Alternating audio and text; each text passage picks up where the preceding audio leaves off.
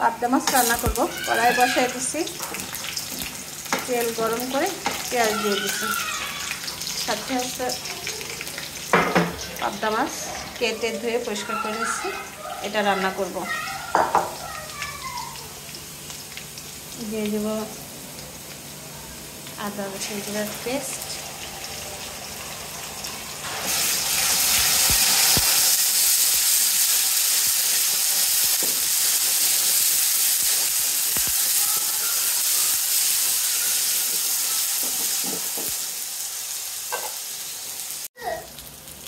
দিয়ে দেব হলুদের গুঁড়া 1 চামচ, মরিচের গুঁড়া দেব আধা চামচ, দিয়ে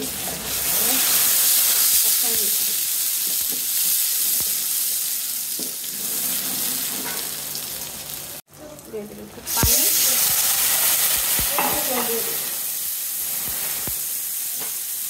দিয়ে দেব স্বাদ অনুযায়ী লবণ,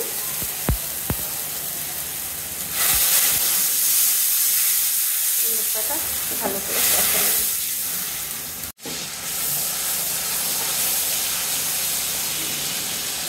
মশলা কষানো হয়ে গেছে, মাছগুলো দিয়ে দিলাম।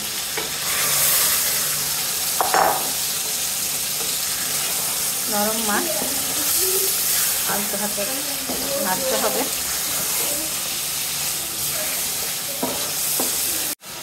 দিয়ে দিব পানি, কষানো হয়ে গেছে। তারপর এটার মধ্যে দিয়ে দিব কাঁচামরিচ,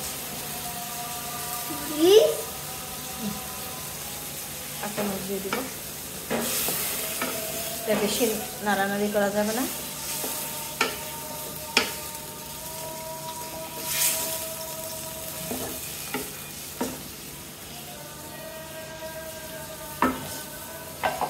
তারপর দিয়ে দিব টমেটো,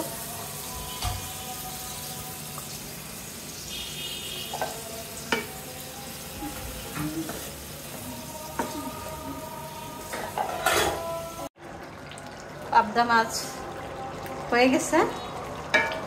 এটা নামানোর আগে